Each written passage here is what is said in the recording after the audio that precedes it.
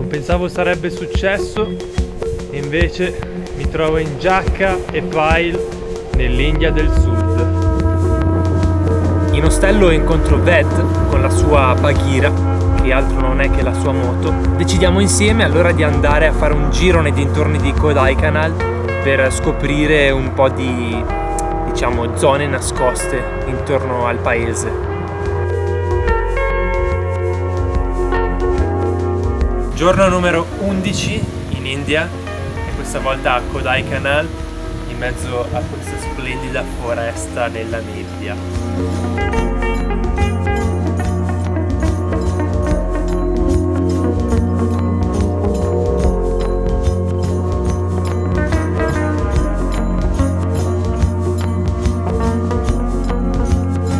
Una chunga boomer nel mio 12° giorno in India.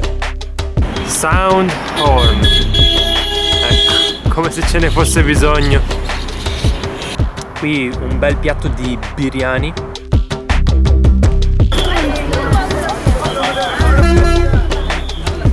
Arrivo a Madurai, città fulcro dell'induismo nell'India meridionale.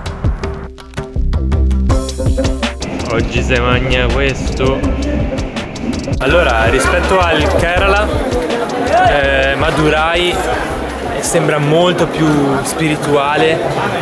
Si trovano templi un po' ovunque, a parte il grande tempio che c'è in questa città, che probabilmente attrae un sacco di induisti, ma si vede proprio nella gente che indossa abiti tradizionali, oppure si vedono questi santoni per strada, o la gente con la fronte colorata per indicare la divinità che segue, o le mucche per strada. Uno cammina tranquillo in mezzo al traffico e si trova una mucca in mezzo al marciapiede. Mi sono appena accorto di essere l'unico con le scarpe, sono tutti o a piedi nudi o in ciabatte.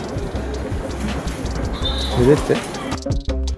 Giorno 13 in India, sono appena entrato in questo tempio di Kodar Azagar e purtroppo dentro non si può riprendere, da fuori è un po' bruttino, però all'interno è molto interessante da vedere, a parte che è bello, dipinto con statue, ma soprattutto è interessante vedere i rituali induisti, fiori offerti, o c'era gente con banane e cocchi offerti.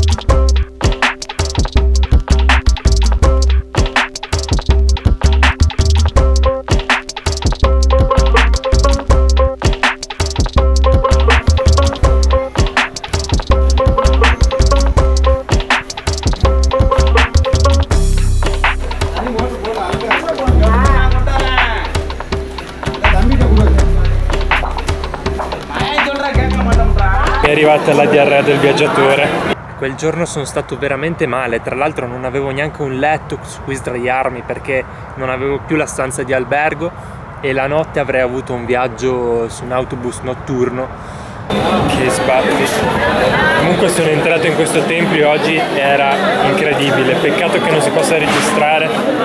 Ci sono state funzioni induiste e con santoni a petto nudo di 200 anni così, che portavano le offerte agli dei, e tridenti infuocati, candele ovunque, gente che meditava, pazzesco.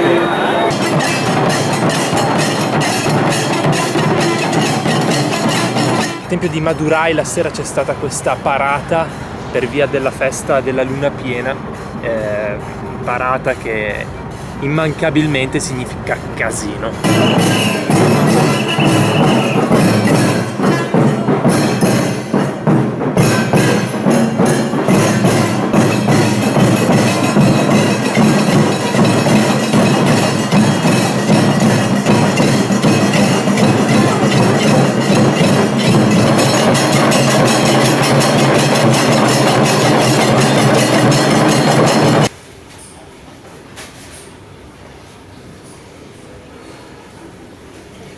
Giorno 14, faccio il buchetto.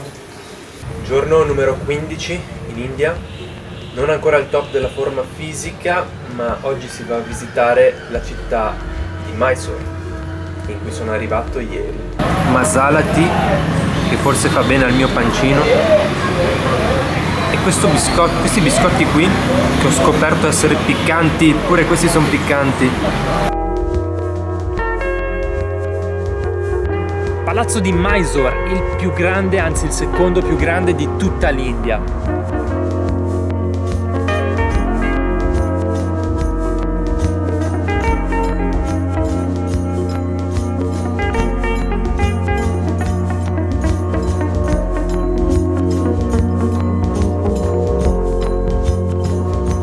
L'imperdibile mercato di Devaraja.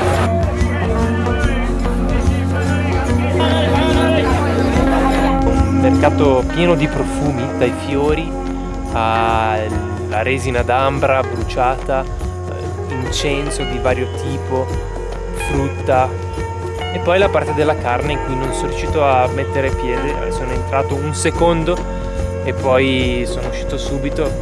C'era un odore di cadaveri.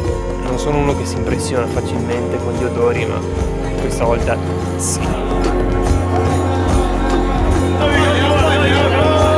Famosa per i profumi, infatti al mercato è pieno di fiori, e i fiori di Mysore sono proprio un mix di essenze che viene utilizzato dai grandi marchi.